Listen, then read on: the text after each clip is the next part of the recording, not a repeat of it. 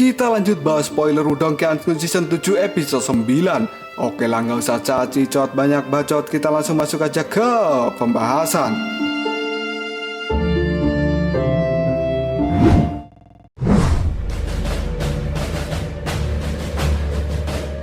Kali ini Mu Hongling dan juga kelompoknya telah muncul di hadapan Lindong. Meskipun Mu Hongling pada saat ini berada di tahap puncak level 1 Nirwana, tapi Lindong merasa bahwa Mu Hongling ini bukanlah orang yang bisa diremehkan, dan dia tidak bisa dinilai dari hanya covernya saja.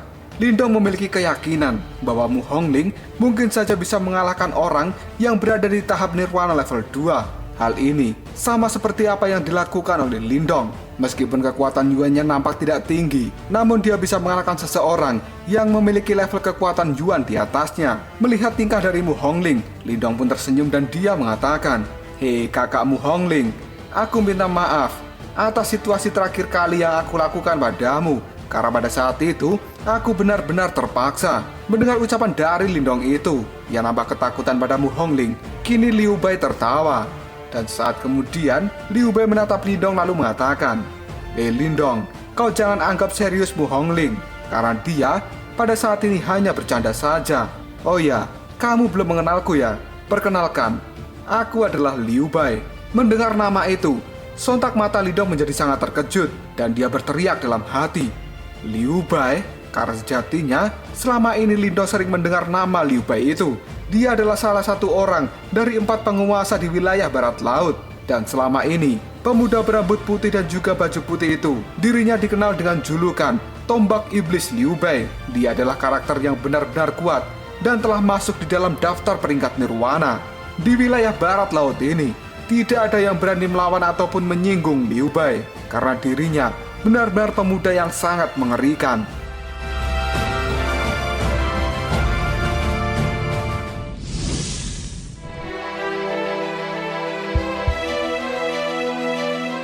Sesaat kemudian Lindong menangkupkan tangannya sebagai rasa hormat dan dia melihat ke arah Liu Bei kemudian mengatakan, "Saudara Liu Bei, aku sudah lama mendengar namamu. Dan kenapa kalian datang ke tempat ini? Apakah kalian semua juga tertarik dengan segel dari sekte kuno yang dimiliki oleh rekan-rekanku?" Sambil mengangkat tangannya, Liu Bei pada saat ini menjawab perkataan dari Lindong, "Hehe, kau tenang saja.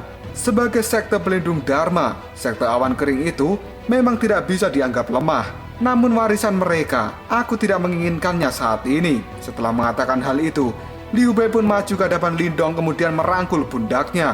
Dengan tatapan mata yang aneh, Liu Bei mengatakan, "Kami datang ke sini, terutama diriku, karena aku suka denganmu dan aku ingin kau menjadi temanku." Sontak kata-kata Liu Bei itu membuat Lindong sangat terkejut dan tatapan mata dari Lindong benar-benar ketakutan saat ini.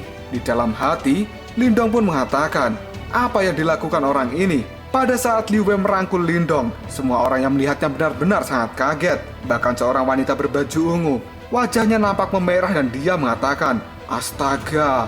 Dia memeluk Lindong. Apakah dia benar-benar menyukai Lindong itu? Sedangkan pemuda berbaju hijau, dia berkomentar, "Jika masalah ini sampai menyebar, aku khawatir tidak akan ada yang berani menyinggung Lindong lagi." Karena merasa risih dengan pelukan dari Liu Bei itu, Lindong tiba-tiba mendorong Liu Bei dan dia menjauh sedikit.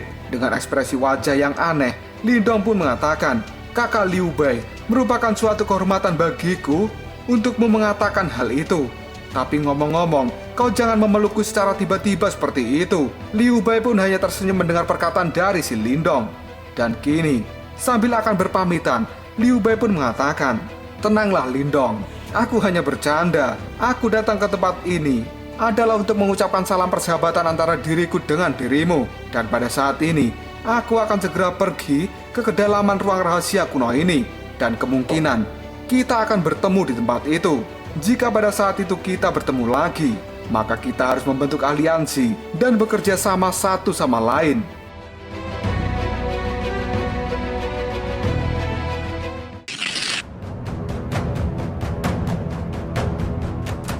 Dan kini, kelompok dari Liu Bei dan juga Mu Hongling benar-benar meninggalkan Lindong karena mereka semua akan menuju ke kedalaman ruang rahasia kuno ini. Di dalam terbangnya, seorang pemuda yang memiliki luka di mata. Dia pun pada saat ini bertanya pada Liu Bei, "Kakak Liu Bei, tampaknya kamu sangat menghargai si Lindong itu." Dan pemuda yang memakai baju ungu, dia pun menimpali, "Apakah orang itu benar-benar memenuhi syarat untuk bisa bekerja sama dengan kita?" Lalu pemuda berbaju hijau, dia juga mengatakan, "Bahkan jika dia bisa mengalahkan Si Kun, tapi aku merasa tidak ada yang istimewa dari hal itu. Karena pada saat ini, kita semua lebih kuat dari Si Kun. Bekerja sama dengan Lindong, itu bukanlah sesuatu yang pantas untuk dibicarakan." Mendengar perkataan dari mereka semua, pada saat ini, Mu Hongling tersenyum dan dia menimpali, "Kalian semua jangan melihat seseorang hanya dari covernya saja. Lindong, dia bukanlah seorang yang sederhana seperti apa yang kalian lihat di permukaan. Kalau tidak, apakah kalian semua berpikir bahwa aku Mu Hongling bisa dengan mudah untuk disingkirkan?" Bocah itu benar-benar menendangku keluar dari ruang kunci rahasia kuno. Dan dia adalah satu-satunya pria yang berani memperlakukanku seperti itu selama beberapa tahun ini. Tidak lama kemudian, Liu Bei pun menimpali perkataan dari Mu Hongling. Benar, di istana kuno kekuatannya hanya setengah langkah menuju nirwana. Dan pada saat itu, aku merasa bahwa kekuatan spiritual Lindong belum mengalami kesengsaraan angin dan petir. Tapi apakah kalian tahu bagaimana kondisi kekuatan spiritualnya pada saat ini? Hanya dalam berlatih 2 hari saja di Sungai Pil Nirwana, Lindong tidak hanya bisa menembus alam Nirwana, tapi dia juga bisa melewati kesengsaraan Nirwana, yang pada akhirnya dirinya telah menjadi Nirwana level 1. Selain itu, dalam waktu yang sama, dirinya juga harus mengalami kesengsaraan angin dan petir. Kalian semua bisa membayangkan betapa berbahayanya kesengsaraan nirwana dan juga kesengsaraan angin dan petir itu. Tapi pada saat yang sama, Lindong mengalami 2 kesengsaraan secara bersamaan. Bahkan kebanyakan orang yang kuat tidak akan pernah berani melakukan hal itu. Apakah kalian masih akan menganggap bahwa Lindong ini adalah orang yang sederhana dan dia mudah untuk disinggung? Mendengar penjelasan dari Liu Bei itu, orang-orang yang ada di belakangnya pada saat ini sangat terkejut, karena sejatinya mereka tahu mengalami kesengsaraan itu bukanlah sesuatu yang mudah, dan itu benar-benar harus mengorbankan nyawa. Jika salah langkah, maka orang itu akan mati. Dan di sisi lain, Lindong mengalami 2 kesengsaraan sekaligus, dan dirinya berhasil melewati kesengsaraan itu, kemudian bisa naik level hanya dalam 2 hari saja. Ini benar-benar sesuatu yang tidak bisa diremehkan.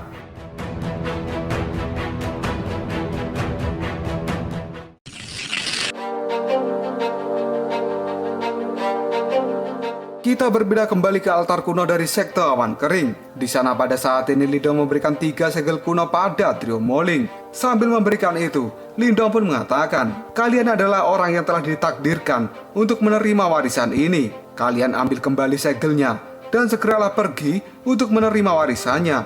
Sedangkan diriku sendiri akan segera mencari warisan yang lain dari sekte kuno di tempat ini. Aku akan mengantarkan kalian sampai pintu masuk, dan aku akan menjaga kalian sampai kalian memulai warisannya. Setelah itu, aku akan segera pergi dan bergegas masuk ke kedalaman dari ruang rahasia kuno." Mendengar kata-kata Lindong itu, Moling nampak menunjukkan ekspresi yang sangat bangga, dan dia berkata dalam hati, "Ketika aku meninggalkan dinasti Yan, pada saat itu ayah raja, dia memerintahkanku untuk memilih mengikuti pihak Lindong. Sepertinya kata-kata dari ayah raja itu adalah pilihan yang tepat." Dan tiba-tiba saja, duyunya melihat seseorang pemuda berdiri di samping Lindong. Dia pun terlihat sangat kaget dan berteriak, "Hei Lindong, siapa pemuda ini?" Lindong pun kemudian memperkenalkannya pada trio Moling. "Ini adalah Lin Yan, dan dia adalah saudaraku. Di masa lalu kalian bertiga telah melihatnya, karena dia adalah harimau iblis yang selalu mengikutiku. Sekarang dirinya sudah menerobos ke panggung nirwana. Maka dari itu, dia telah keluar dari bentuk hewannya dan menjadi pemuda seperti saat ini." Xiaoyan kemudian tersenyum ke arah trio Moling sambil memegangi kepalanya. Mendengar perkataan dari Lindong itu, trio Moling nampak sangat terkejut. Kemudian mereka bertiga berteriak, "Hah? Nirwana? Tidak kuduga. Bahkan monster yang selama ini berada di samping Lindong telah mencapai tahap ini. Aku benar-benar iri dengan Xiaoyan itu." Karena tidak ingin membuang-buang waktu lagi, dan pada saat ini, ruang rahasia dari sekte awan kering akan segera dibuka. Seberkas cahaya pun muncul dari langit, karena pada saat ini trio Moling telah menggunakan segel dari sekte kuno untuk membuka pintu masuk ke dalam ruang rahasia itu. Mereka merobek celah yang menyelubungi tempat di luar reruntuhan. Dan tidak lama kemudian, trio Mo Ling beserta dengan Lindong dan Xiaoyan masuk ke dalam celah itu. Banyak orang yang melihatnya dengan tatapan iri, karena pada akhirnya mereka semua tidak bisa merasakan apa yang akan dirasakan oleh trio Mo Ling pada saat ini, yaitu memperoleh warisan dari sekte pelindung Dharma Aliansi yang kemungkinan akan merubah nama mereka di dalam medan perang kuno ini.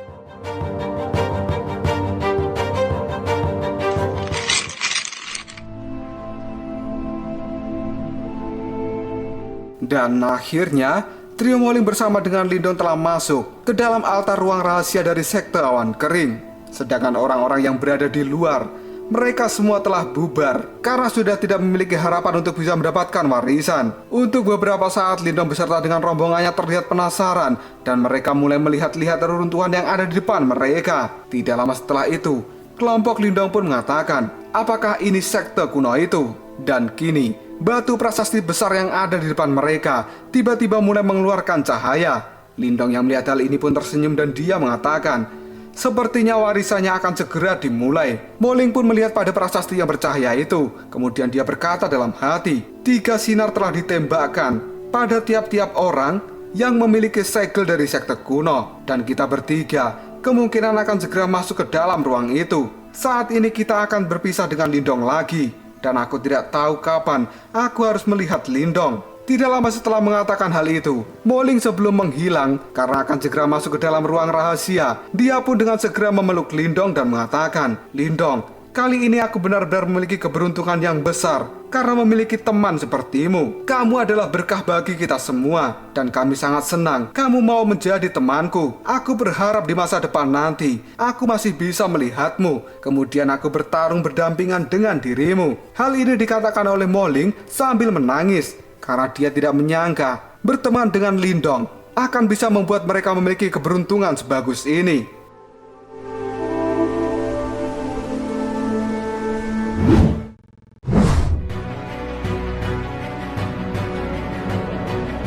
Tidak lama kemudian, trio Mo Ling benar-benar hilang dari hadapan Lindong karena pada saat ini mereka harus menerima warisan dari sekte awan kering.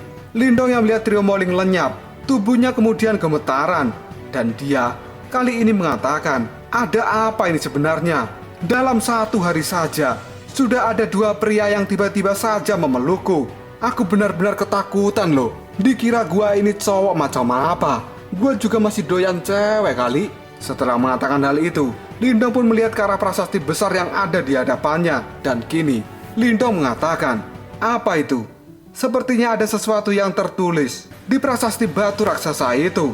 Dan benar saja, karena pada saat ini, di prasasti batu raksasa memang benar-benar ada sebuah tulisan. Dan di sana tertulis kata-kata, Aliansi Tianggang, 108 sekte biasa, 16 sekte pelindung, dan 4 sekte besar misterius. Setelah membaca tulisan itu, Lindong pun mengatakan, 16 sekte pelindung.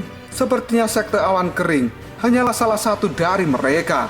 Dan itu yang paling bawah tertulis, 4 sekte besar misterius. Seharusnya sekte itu adalah pengendali dan juga penguasa tertinggi dari aliansi Tianggang ini. Tampaknya warisan paling berharga dalam koleksi rahasia kuno ini seharusnya menjadi milik mereka. Aku merasa bahwa Liu Bei dan juga yang lainnya mungkin juga pergi untuk mendapatkan warisan dari 4 sekte besar misterius. Setelah mengatakan hal itu, tiba-tiba saja raut wajah dari Lindong kali ini penuh dengan nafsu. Dan Lindong dengan tatapan mata yang mengerikan dia berkata dalam hati, bagaimanapun juga aku juga harus bisa mendapatkan warisan itu. Karena warisan dari 4 sekte besar misterius itu adalah warisan yang sangat berharga.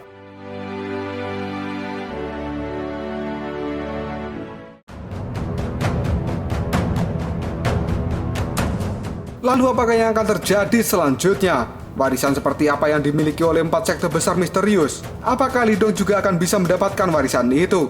Jika kalian penasaran, tunggu aja jawabannya di next video Koprol Shop.